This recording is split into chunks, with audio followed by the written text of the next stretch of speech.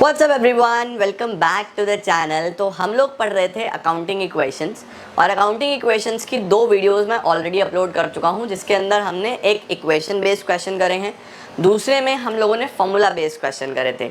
आज कुछ नए तरीके के सवाल मैं आपको कराऊंगा। आज की वीडियो भी काफ़ी कॉन्सेप्चुअल रहेगी, काफ़ी सारे बेसिक्स हम इसके अंदर डिस्कस करेंगे और फिर 4th पार्ट में हमारा जो चैप्टर है वो समाप्त हो जाएगा। तो चलिए चैप्टर को आगे बढ़ाते हैं। कौन कौन से टाइप ऑफ क्वेश्चंस इसमें बचे हैं वो देखते हैं और समझते हैं कि अकाउंटिंग इक्वेशन में और किस तरीके के सवाल आपसे पूछे जा सकते हैं। चलिए लेट्स बिगिन। चलिए जी शुरू करते हैं। सबसे पहले जो हम सीखने वाले हैं वो है example based question. Example based questions में क्या क्या आता है, आइए। एग्जाम्पल बेस्ड क्वेश्चन ऐसा आता है, कोई भी एक एग्जाम्पल लिखो ट्रांजैक्शन का जिससे क्या होगा। जैसे फॉर एग्जाम्पल ऐसे आया, increase in asset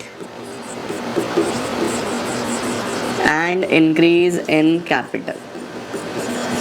for example ये लिखा आ गया कि increase in asset increase in capital, इसका एक एग्जाम्पल लिखो। अब देखो बहुत सारी ट्रांजेक्शन्स ऐसी हो सकती हैं जिससे ये हो रहा है, एसेट भी बढ़ रहा है और कैपिटल भी बढ़ रहा है, लेकिन आपको एक लिखना है। तो आप वीडियो को पॉज करो और फिर अपनी कॉपी में लिखो कि देखो क्या एक्चुअल में आपके एग्जाम्पल से एक एसेट और एक कैपिटल बढ़ता है। तो मैं यहाँ पे बोलूँगा for example started business with cash, मैं ये लिख दूँगा स्टार्टेड बिजनेस विद कैश। अगर हम बिजनेस चालू करते हैं कैश से तो क्या होता है, कैश बढ़ता है और कैपिटल बढ़ता है। हो जाएगा या नहीं हो जाएगा? या फिर मैं लिखता हूँ इंटरेस्ट रिसीव्ड, या फिर मैं लिखता हूँ रेंट रिसीव्ड, या फिर मैं लिखता हूँ कमीशन रिसीव्ड। देखो हमें कोई भी इनकम होगी, इन सभी से क्या होगा, कैश बढ़ेगा और कैपिटल बढ़ेगा, समझे? Additional capital introduced. तो बहुत सारे एग्जांपल्स हो सकते हैं, इस तरीके का सवाल आपसे एग्जाम में पूछ लेता है। दूसरा फॉर एग्जांपल मैं यहाँ पे लिखता हूँ right an example of decrease in asset and decrease in capital. चलो अब सोचो, एसेट कम करना है और कैपिटल कम करना है, अब क्या होगा? Decrease in asset decrease in capital, तो आप सारे एक्सपेंसेस लिख सकते हो, rent paid, interest paid, wages paid, drawings, इनमें कुछ भी होगा तो सब में कैश भी माइनस होगा और कैपिटल भी माइनस होगा। इस तरीके का एग्जाम्पल आ सकता है। नंबर 3 क्या पूछ सकता है आपसे? नंबर 3 आपसे पूछ सकता है increase in asset decrease in other asset. Video pause करो और कमेंट में लिखो इसके बारे में। Increase in asset decrease in asset, इसका एग्जांपल दो। क्या आपको लगता है एक एसेट बढ़ना और एक एसेट कम होना, क्या होगा इसके अंदर? Increase in one asset decrease in other asset, एक एसेट बढ़ना चाहिए दूसरा एसेट कम होना चाहिए। क्या मैं यहाँ पे बोल सकता हूँ machinery purchased for cash, furniture purchased for cash, land purchased for cash, building purchased for cash. कुछ भी आप कैश में परचेज करते हो तो उससे क्या होगा, एक एसेट कम होगा और दूसरा एसेट बढ़ जाएगा, है ना? ये सब आएगा और कैश जाएगा, ये सब हो जाएगा गुड्स परचेज फॉर कैश, कुछ भी, राइट? अच्छा अब मैं आपको बोलूँ, अगर ये तो हो गया increase in asset decrease in other asset, अब मैं आपको बोलूँ increase in asset increase in liability, अगर ऐसा आ जाए increase in asset increase in liability, मेरा एसेट बढ़ रहा है और मेरी लाइबिलिटी भी बढ़ रही है। सोचो एसेट बढ़ रहा है और लाइबिलिटी भी बढ़ रही है, क्या करोगे? लिखो अपनी अपनी कॉपी में। जैसे फॉर एग्जांपल लोन टेकन, अगर आपने लोन ले लिया तो क्या होगा, कैश बढ़ेगा और लाइबिलिटी भी बढ़ेगी, है ना? Goods purchased on credit, goods purchased on credit, आपने उधार में माल खरीदा, फिर से कैश बढ़ गया और क्रेडिटर भी बढ़ गया। तो इस तरह के एग्जांपल्स होते हैं increase in asset decrease in increase in liability के। अच्छा अब मैं बोलता हूँ decrease in asset decrease in liability. अब सोचो एसेट कम हो रहा है और लाइबिलिटी कम हो रहा है, सोचो जल्दी से फटाफट से क्या होगा। Decrease in asset, decrease in liability. Decrease in asset, decrease in liability क्या होगा? अगर मैं बोल दूं बैंक लोन पेड, अगर लोन का पेमेंट हो गया, लोन रीपेड, अगर आपने लोन रीपे कर दिया तो कैश भी कम होगा और लोन भी कम हो जाएगा, तो वो इसका एग्जाम्पल हो जाएगा। Payment made to creditor, creditor कम हो जाएगा, कैश कम हो जाएगा, वो इसका एग्जाम्पल हो जाएगा। तो ये सब इसके एग्जाम्पल्स हो सकते हैं जहाँ पे एक एसेट कम हो रहा है और एक लाइबिलिटी कम हो रही है, समझे? चलो, इस तरीके के क्वेश्चंस आपसे पूछ सकता है कोई भी ट्रांजैक्शन आपको बोलेगा लिखने को जिसमें आपको एग्जाम्पल्स लिखने होंगे, तो इसको क्या बोलते हैं हम? एग्जाम्पल बेस्ड क्वेश्चंस, समझे? अब हम आगे चलते हैं। T shape account. अब टी शेप अकाउंट बनाने के लिए क्या करना होता है बच्चे? किसी भी पर्टिकुलर आइटम का अकाउंट बनाने को बोल सकता है। जैसे फॉर एग्जांपल उसने बोला फर्नीचर अकाउंट बनाओ, तो अकाउंट कैसा होता है मैं आपको बेसिक टर्म्स में समझा चुका हूँ। ऐसा ही होता है, एक ये साइड होती है, एक ये साइड होती है। एलएचएस को हम क्या बोलते हैं? Debit side. आरएचएस को हम क्या बोलते हैं? Credit side. देखो टी है ना, इसीलिए इसको टी शेप अकाउंट बोलते हैं। अब इसके अंदर ऐसा हम कॉलम्स बना देते हैं और हम क्या लिखते हैं यहाँ पे? पर्टिकुलर्स, और यहाँ पे लिख देते हैं अमाउंट, फिर यहाँ पे लिख देते हैं पर्टिकुलर्स, और फिर यहाँ पे लिख देते हैं अमाउंट। ठीक है, अब सपोज आपको फर्नीचर अकाउंट बनाना है और ट्रांजैक्शंस दी हुई हैं। कौन कौन सी ट्रांजैक्शन दी हुई है? जैसे नंबर 1 लिखा है फर्नीचर परचेज्ड 20,000, ठीक है। नंबर 2 लिखा हुआ है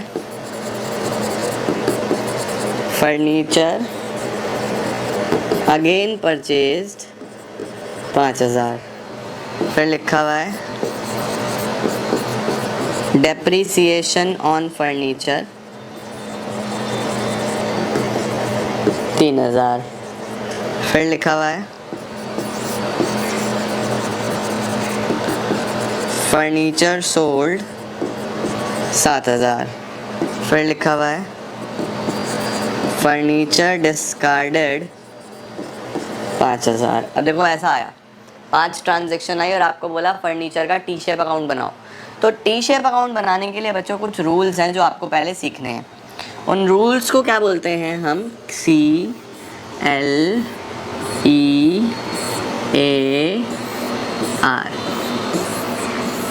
ये जो रूल्स हैं बच्चे, ये रूल्स आपको जर्नल एंट्री करने में भी हेल्प करेंगे और पूरी अकाउंट्स में ये रूल्स आपको हेल्प करेंगे, तो इसको बड़े ध्यान से समझ लो।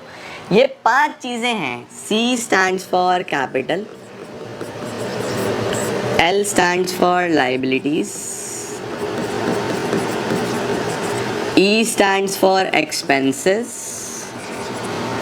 A stands for assets, R stands for revenue. 5 चीज़ें होती हैं बच्चों, देखो कैपिटल, लाइबिलिटी, एक्सपेंसेस, एसेट्स और रेवेन्यू। इसमें एक्सपेंस और एसेट, इनका क्या नेचर है? इनका नेचर है बच्चों कि ये डेबिट साइड में इंक्रीज होते हैं और क्रेडिट साइड में डिक्रीज होते हैं। ये आपको याद रखना है कि एक्सपेंस और एसेट डेबिट में बढ़ेंगे और क्रेडिट में कम होंगे, और जो कैपिटल, लाइबिलिटी और रेवेन्यू है, जो कैपिटल, लाइबिलिटी और रेवेन्यू है, ये डेबिट साइड में डिक्रीज होंगे और क्रेडिट साइड में इंक्रीज होंगे। ये इनका नेचर है, ठीक है। ये इनका नेचर है बच्चे कि चाहे कैपिटल हो, चाहे लाइबिलिटी हो, चाहे रेवेन्यू हो, ये डेबिट में हमेशा कम होने वाले हैं और क्रेडिट में हमेशा बढ़ने वाले हैं। और एक्सपेंस और एसेट डेबिट में बढ़ेंगे, क्रेडिट में कम होंगे। ये रूल्स हैं। इन रूल्स की मदद से हम अकाउंट्स बनाते हैं, ठीक है। अब जैसे मुझे फर्नीचर का अकाउंट बनाना है तो फर्नीचर इन 5 में से क्या है?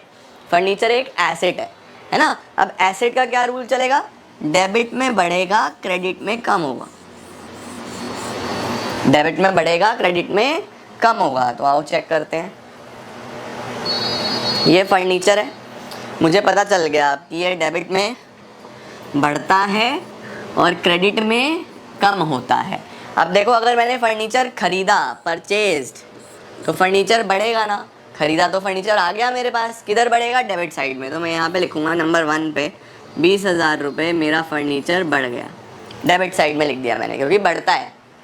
फर्नीचर अगेन परचेज, मैंने फिर खरीदा तो फिर बढ़ेगा, बढ़ेगा ना फर्नीचर मेरे पास आएगा, तो फिर से इधर ही आएगा। कितना हो गया 5000 रुपीज़। देखो 20 का पहले से था, 5 का और हो गया। उसके बाद लिखा है डेप्रीसिएशन ऑन फर्नीचर। डेप्रीसिएशन का क्या मतलब होता है बच्चे? डेप्रीसिएशन का मतलब होता है वैल्यू कम होना, फर्नीचर की वैल्यू कम हो रही है, तो कम हो रही है तो इधर होगी। नंबर 3 कितना डेप लगा 3000 रुपये। उसके बाद लिखा हुआ है फर्नीचर सोल्ड 7000, फर्नीचर बिक गया 7000 का, बिक गया तो बेटा फिर से वैल्यू कम हो गया तो फिर इधर आएगा। नंबर 4 7000 फर्नीचर कम हो गया। उसके बाद लिखा हुआ है फर्नीचर डिस्कार्डेड, डिस्कार्डेड का मतलब खराब हो गया, आपने फेंक दिया, फिर से वैल्यू कम हो गया 5000 रुपये, फिर से इधर आ जाएगा। तो जहाँ जहाँ भी एसेट का वैल्यू बढ़ना है वो इधर, जहाँ जहाँ कम होना है वो इधर। आपको नेचर पता था तो आप लिख सकते हो, राइट। अब देखो आपको लास्ट में क्या करना होता है बच्चे, आपको इसका ना बैलेंस निकालना होता है। Sir what is balance? Balance का मतलब होता है कितने रुपए का वैल्यू बचा है आपके पास। तो देखो आपके पास 20 और 5, 25 का फर्नीचर था, 25 में से 15 का वैल्यू कम हो गया, ये कम हुआ या नहीं हुआ? टोटल 25 का था, 20 और 5 25, इसमें से 15 कम हो गया, तो कितना बचा आपके पास? 10 और बचा। उस 10 को इस साइड लिखते हैं, कम वाली साइड, और इसको बोलते क्या है? बैलेंस। जैसे ही मैं कम वाली साइड बैलेंस लिखूंगा तो देखो दोनों साइड बराबर हो जाएंगी, इधर भी 25 का टोटल हो गया, इधर भी 25 का टोटल हो गया। आपको हमेशा ऐसा ही करना है, ज़्यादा वाली साइड में से कम वाली साइड माइनस करके एक बैलेंस निकालना है, और इस बैलेंस को लिख के दोनों साइड बराबर कर देना है। जब आप बराबर कर दोगे तो अल्टीमेटली अकाउंट पूरा हो जाएगा। और लास्ट में डबल लाइन लगा देनी है, डबल लाइन का मतलब दिस इज क्लोज्ड। ओके, तो कैसे बनता है? पहले किधर बढ़ेगा किधर कम होगा ये पता होना चाहिए, फिर ट्रांजैक्शन को पढ़ो, उसको लिखो और अल्टीमेटली बैलेंस निकाल दो। जल्दी से इसका स्क्रीनशॉट लो, फिर एक क्वेश्चन और करते हैं। अब नेक्स्ट क्वेश्चन लिखते हैं, देखो prepare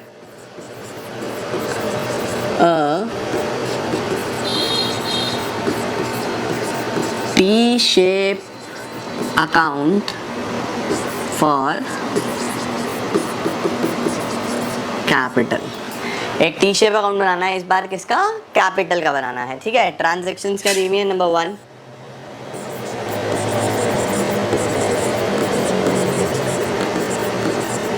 started business with cash 1 lakh. Number 2,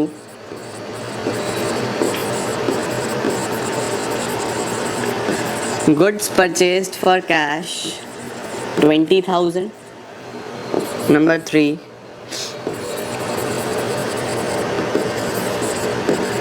drawings made 5000. Number 4, rent received 10,000.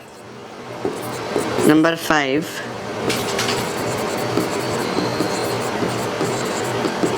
Commission received 20,000।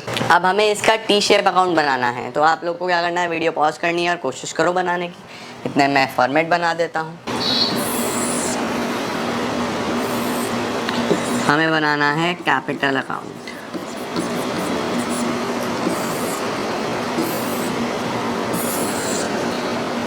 यहाँ पे लिखते हैं पर्टिकुलर्स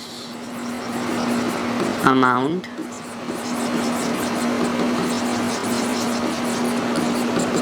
ठीक है।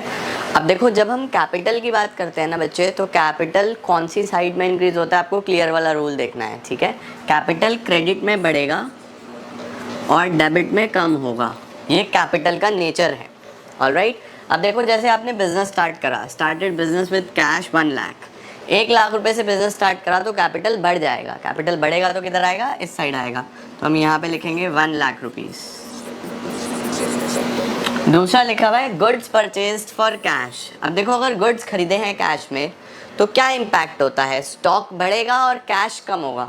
स्टॉक बढ़ जाएगा, एसेट में आएगा, कैश कम होगा, एसेट में जाएगा, तो इसका कैपिटल पे कोई भी इम्पैक्ट नहीं है।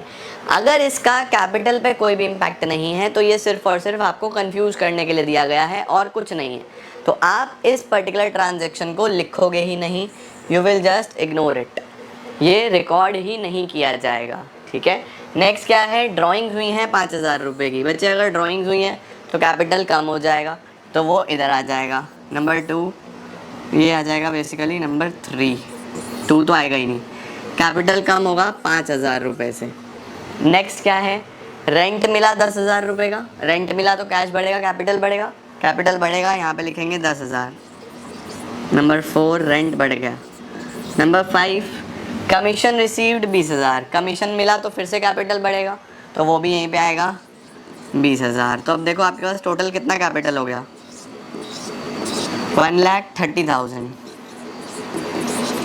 1,30,000 में से बच्चे आप 5,000 घर ले गए थे, तो अब कितना बचा, 125 बचा, तो इधर आएगा इस बार बैलेंस। मैंने क्या बोला था, दोनों तरफ बराबर करना है, तो वहाँ 125 का ये बैलेंस आ गया।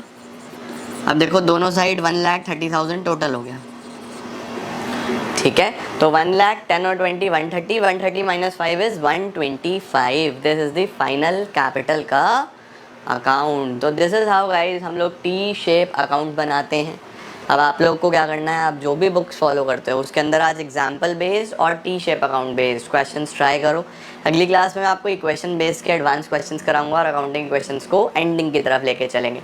इसके बाद will be starting with journal entries, जो कि एक बहुत ही इंपॉर्टेंट चैप्टर है और बहुत अच्छे से आपको सीखना है, समझना है और मेरे साथ साथ करना है।